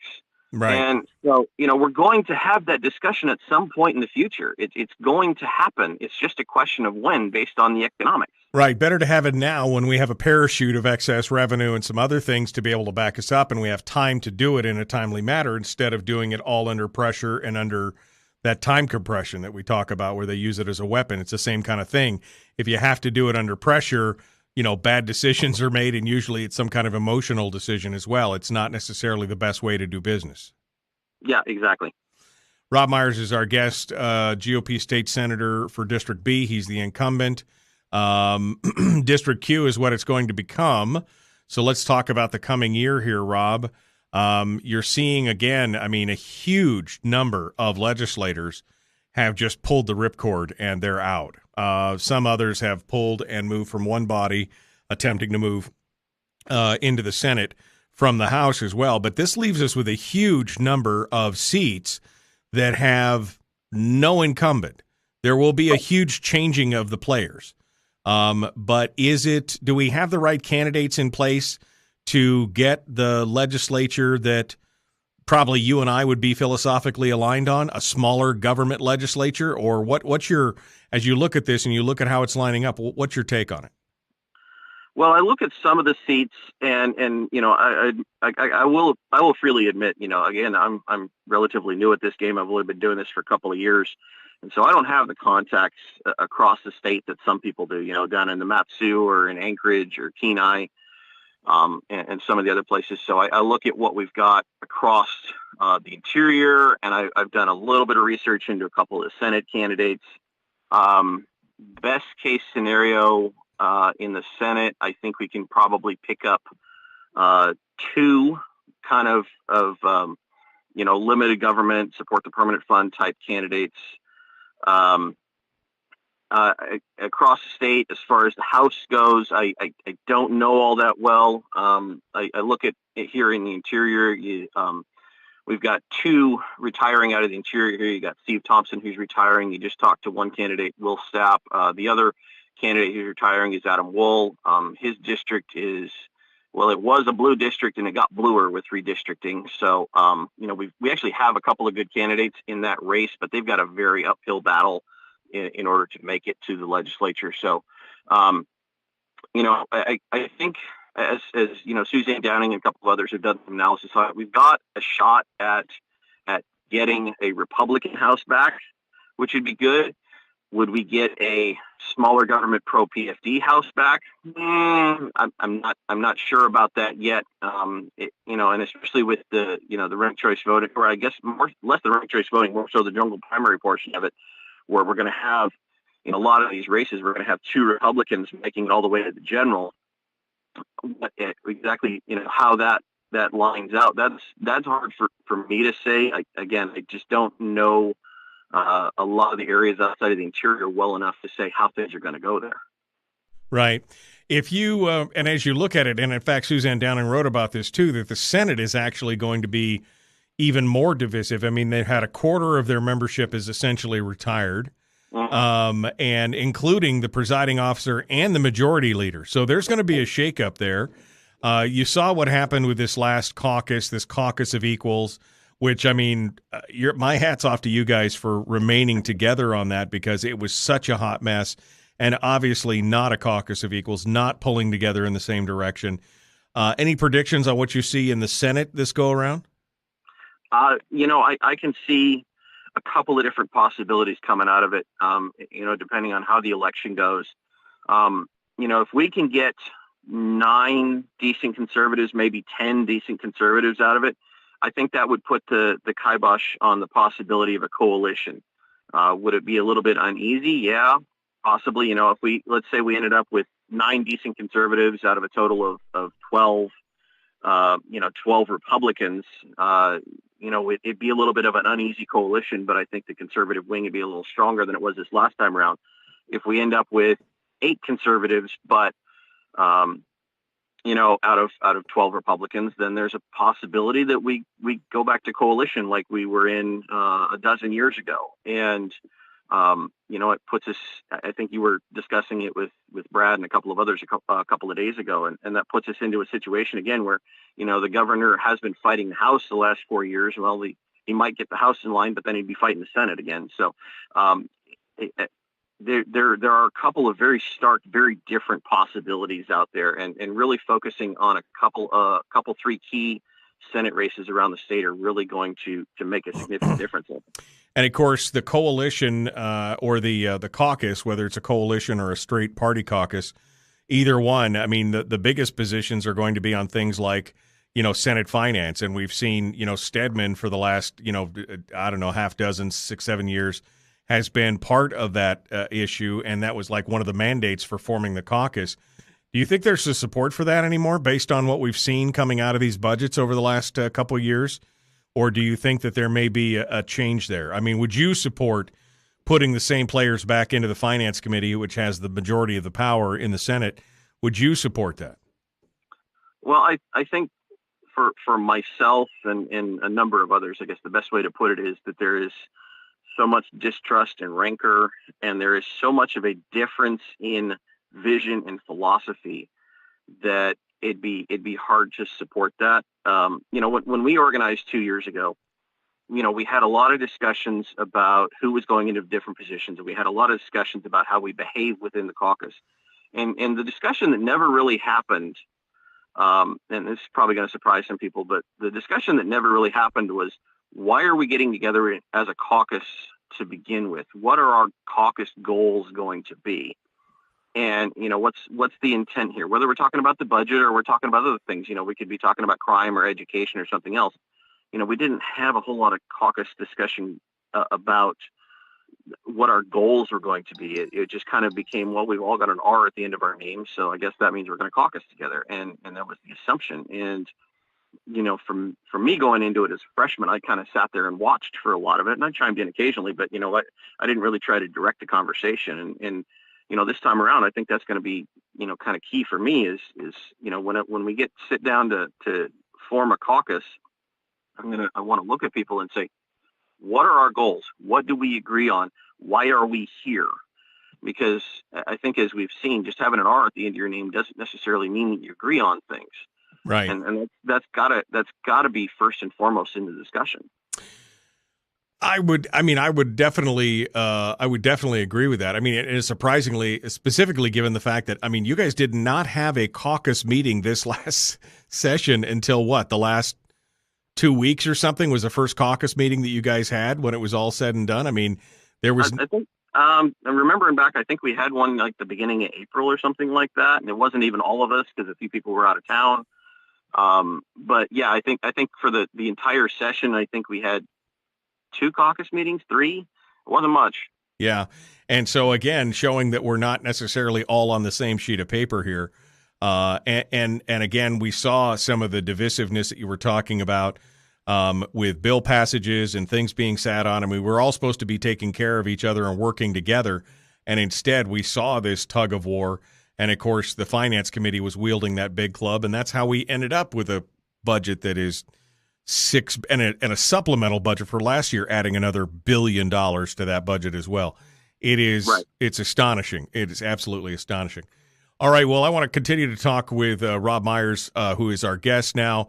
We're going to talk with him in just a moment about what he is going to be focused on in this election and in this next session. And we'll get his pitch on why he should go back again. So it'll be a fun conversation. Robb Myers, our guest, The Michael Duke Show, common sense, liberty-based, free-thinking radio.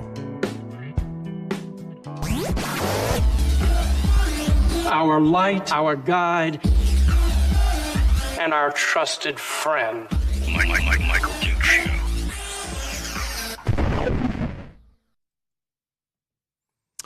Okay, Robb Myers is our guest here in the program. I just saw this question in thread. I just want to go back to it here, Robb. I'll get your hot take on it here. Mm-hmm. People talking about, Floyd has talked about this several times, using Venezuela as the model of creating a refinery and refining Alaskan products and having a state-owned refinery and all this other kind of stuff. But the problem is, of course, is that giving the government, all I have to do to look at how government runs things efficiently is look at the DMV or the post office. And I realize that they're not great at that kind of stuff. Your thoughts on creating some kind of state-run or state-owned we'd all like to have let's face it, if we had a gas refinery here in the state that offered some competition, we might be seeing some cheaper gas prices. We might be able to see some things that would benefit the state. But having the state own it, I think, is problematic to say the least.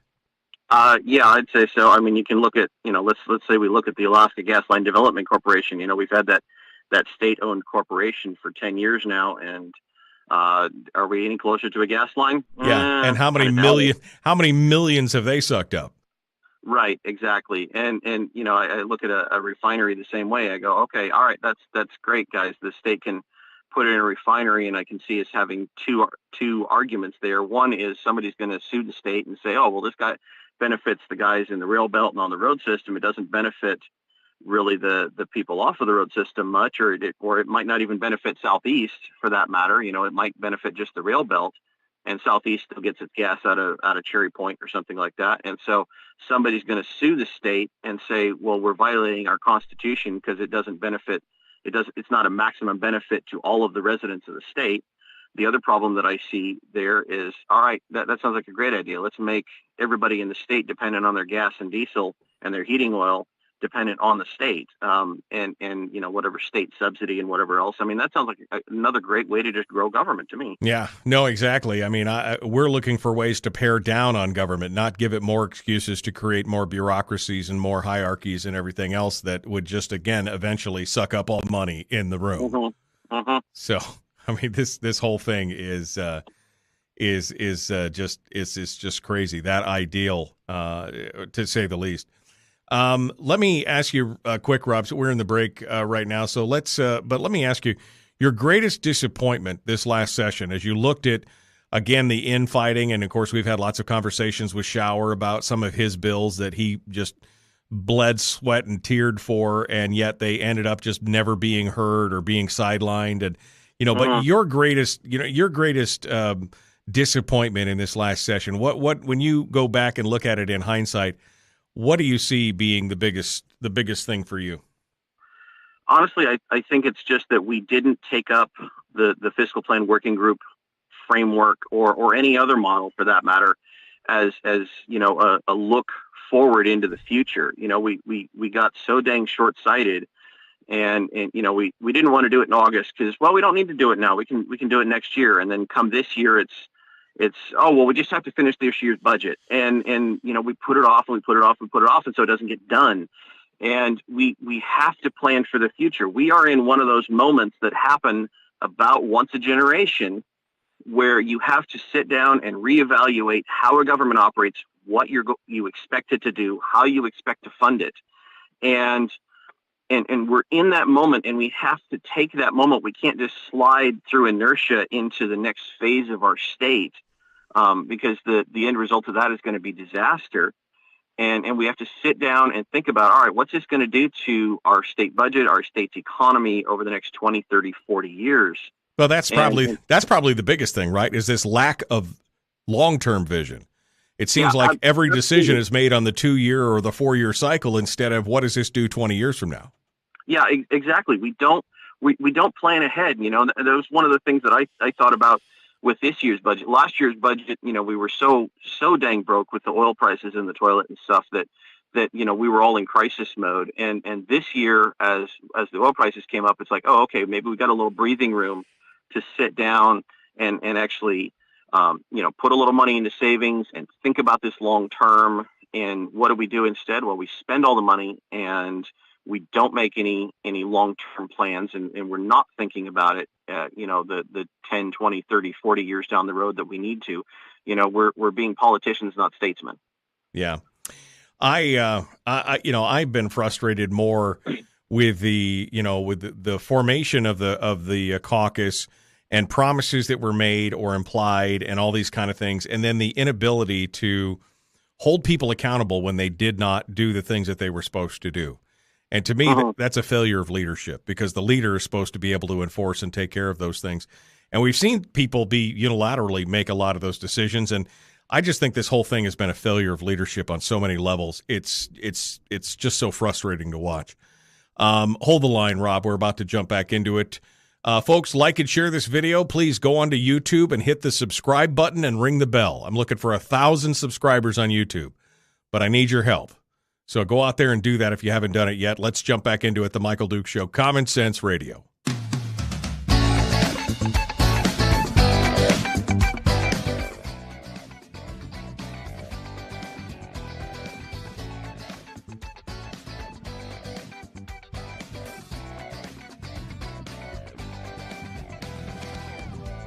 All right, we're back now. Robb Myers is our guest, GOP state senator for District B, which is going to become District Q this next year. Rob, what is your, what's going to be your focus? I mean, what's going to be your focus on the campaign trail, but what's also going to be your focus after you're reelected and you're looking at it? What are you looking at as a way to fix all the things that we just spent the last 40 minutes talking about? What is your magic bullet for all this stuff? Well, I think I want to go back a little bit to what we were just talking about in the break is, I want to focus on, okay, what are the trends in our state that are happening and what's our state going to look like in 20, 30, 40 years? And how do we set that up? Find your end state and work backwards from it to figure out what we need to do now in order to get us there. And what I want to see in 30 or 40 years is I want to see a government that is smaller. I want to see a thriving private sector. I want to see a economy that is more diversified. And what a lot of that comes down to me is the power of the individual getting the resources of our state into the hands of individuals and letting people make the decisions rather than the state government. And so for that reason, I'm focusing, of course, there's some focus on my race, but I'm also looking at, trying to find other candidates around the interior here that share some of that vision, that I want to, focus on the Constitutional Convention. As I said in the break, we're at one of these inflection points that happen about once a generation, that some sort of large shock hits that makes you rethink, all right, what's our government supposed to do? How's our economy operate? How do we fund our government? Things, very, very fundamental questions of that nature. And the last time we had that shock was in the 70s when the oil money first hit. And, right. The thing about having money is that everybody's happy about it. And so, there were some fights, but, they were largely able to figure out, all right, what are we going to do moving forward? Well, now we're running out of money because the oil, the production has gone down. Oil prices are up temporarily. We know they're up temporarily. They're going to come back down because of market forces around the world. And so we've got this time period right here where we can sit down and we go, all right, what should we look like moving forward? And we have to have that discussion. Otherwise, we're going to just slide through inertia into trying to do the same thing that we've been doing and hoping that the 1980s come back, and it's just not going to happen. Right. Doing the same thing over and over again and expecting those different results, right? Mm-hmm. That's literally what we're coming down to at this point. We have to, and we've talked about this for a long time, and it just doesn't seem to be the political will to reduce the size and scope of government. And again, you've done the numbers. You've run the numbers on this. And you've seen that if we'd kept the same governmental growth that we had when we received that first payment for the first leases and royalties, we would be at about $2.7 billion. But instead, we're at $6 plus. And this idea that somehow we can't cut into government it's ridiculous to most of us. But there's just not the political will to move that needle. Is there a way in your mind to try and start that conversation in a realistic way to skip past all the hyperbole and get to the root cause of that?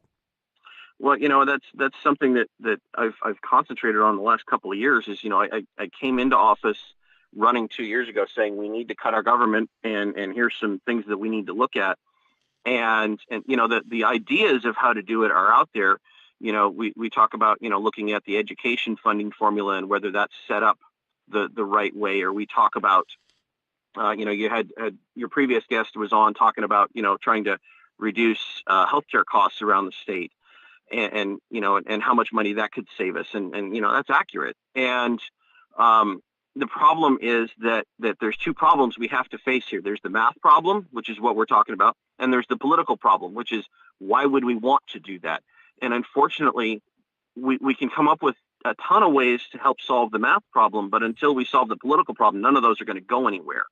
And that's, one thing that I saw down in Juneau the last 2 years is that there wasn't the will, there wasn't the political solution for people to want to change things. And so I'm looking at the structure of our government and saying, all right, how do we change our structure so that people will want to reduce the size of government? And one way that we do that is we constitutionalize the PFD so that we get that money off of the table, and we can't keep using that as our safety valve or a crutch, or what, pick your metaphor there of, well, we'll just pull it out of the PFD to make up the what we can't get otherwise, so that gets off the table, and then we can sit down and have that spending and taxes discussion that every state has to have, and figure out what we're going to do. We've got a lot of people in this state that are materially invested in the size and the growth of government, and we have to address that and say, how do we create a state that's got a private sector that works well outside of the government, not works well because government is funding it behind the scenes. Right, exactly. And each year that we wait and each year that we put this off, it becomes harder and harder because government continues to grow, and with that growth creates new dependency, constituencies, groups of people who depend on that government spending, and whether that's on the welfare side of the equation for lower income people or services or Medicaid, or whether it's the corporate cronyism that we see from major corporations who've built an entire business model around government spending, the longer that we go, the harder it's going to be to correct this problem. No, absolutely. I think Brad Keithley, he made a very good point. I think he started talking about this last year. Is we've got Medicaid is one of the biggest pieces of our government, and it's easy to say, oh, Medicaid is there to help the poor people, but okay, so maybe the poor people get the services off of it, but who gets the money out of it? Well, it's doctors and hospitals. They're not on the poor end. They are materially invested in having a larger government in this sector. And so that's just one example. How many businesses do we have across the state that exist because so much of their business comes off of government? Well, you could see that just by the contributions of various companies into various causes, whether it's GCI in the telecommunications industry fighting against a statutory PFD, or the freight companies or other construction companies. I mean, it's rife in there for sure to see all those things. We've got to find a way to pull it back and put a group of people in there that understand the long-term consequences of that. We're down to the last 2 minutes here, Rob, so I want to give you the floor. You are up for a re-election. I think you've got a pretty good shot of being re-elected, but if folks out there are on the fence, tell us why Robb Myers should go back to the Senate. So after the redistricting maps came out back in November, I started, filing paperwork to run for re-election again. And my wife looked at me and she said, "Do you really want to do this again?" And I looked at it, and because I got a wife and I got 5 kids and I got a good job here and stuff. And do I need this for myself personally? No, not really. But she asked me, "Do you really want to do this again?" And I had to think about how to respond to that, and effectively the answer it came down to was the job's not done. And right. I took this on because I wanted to see a state that 10, 20 years down the line, as my kids finish high school and grow up, that there's an opportunity for them to stay in this state and make a life, because it's such a wonderful place and I love it. And I don't want to see them graduate high school, look around and say, there's no future here for me, and they have to go south. Right. And, and maybe they go south anyway, but, because that's what kids do. They grow up and they move. But I at least want to have an opportunity for them to grow up here. And I want a state that isn't just, a government with a little extraction industry off on the one side here. And that's the extent of what exists in our state. I want to see a thriving state. I want to see a thriving economy. I want to see a lot of opportunity here, and the job's not done. And I think I've made my record fairly clear. I support the dividend. I support a spending cap. I sponsored one of them. And I believe in the individual and the private sector over the government, and that's what it boils down to. Robb Myers, my friend, thank you for taking time out this morning. I know you sacrificed a little sleep for this, and I appreciate that. Thank you for coming on board. You bet. Good. Always good to talk to you, Michael. You bet. Folks, we are out of time. Tomorrow is Firearms Friday. Dr. John Lott will be our guest, and we will pick things up with him on my favorite day of the week. Be kind, love one another, live well. We will see you tomorrow. And I guess if Rob's still there, we'll give him one final bite. Rob, anything we missed? Anything we should have hit on that we didn't? Your thoughts? Ooh, well, it's going to be an interesting next few months. I'm out of the legislature for a while, and I'm home, and for at least the next month or so, I'm primarily focusing on work. I've done a couple of runs to the slope in the last week, and I'm going to be doing a little more work over the next couple of weeks here, because I need a paycheck. Right. It's amazing what my kids eat. Yeah, I know. I know. Trying to get them out of my house, man. At $2,000 a month for food is it's a killer. Yeah, I know. So, I got to focus there, but, I'm still thinking about the election coming up. I'm thinking about, the Constitutional Convention. I'm going to think a lot about that, and stuff. It's, Yeah, there's a lot going on here, and trying to balance that out. And I'm in office, so I got to make an appearance at my office here and show the staff that I still exist every now and then. And there's other events around town that people are asking me to attend, and I'm gonna hit a few of them when I can. But getting pulled in a lot of different directions here the next few months. Absolutely. You don't have to live in Robb's district to help him out. You can go to his website, which is MyersForAlaska.com, MYERS, MyersForAlaska.com, and you can donate there to help his campaign. And we look forward to having you continue with us, Robb. So thanks for coming on and being part of it. We really appreciate it. You bet. We'll talk to you later, Michael. All right, my friend. Thank you, folks. Again, got to go. Thank you for being part of it today. Again, if you would, please check out the Common Sense Corps. You know what that is. That's our Cool Kids Club. That's the way you help support the show. If you want to support the show, let me put my hand right there. Support the show. Just go to MichaelDukeShow.com, click on Join the Corps. Go to Patreon.com/MichaelDukeShow. Oh, I've got to send Herder a link I forgot to do that, Herder. I will send you a link for the private Facebook page and more. All the Common Sense Corps members get access to that. All right, my friends, we are out of time. We will see you tomorrow. Have a great day.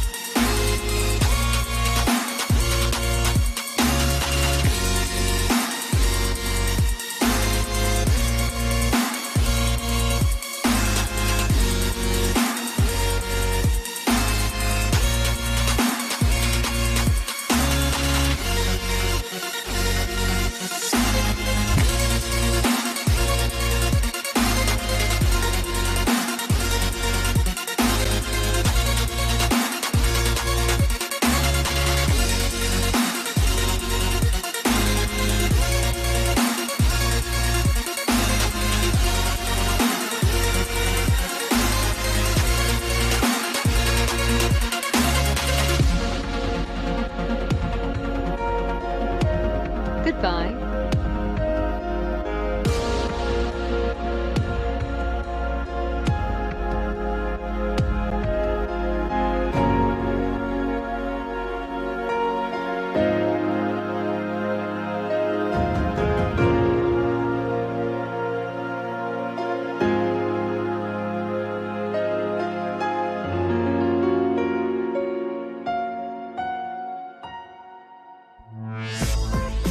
We've shed our terrestrial radio skin, and now we are slimy lizard internet people. It's the Michael Duke Show.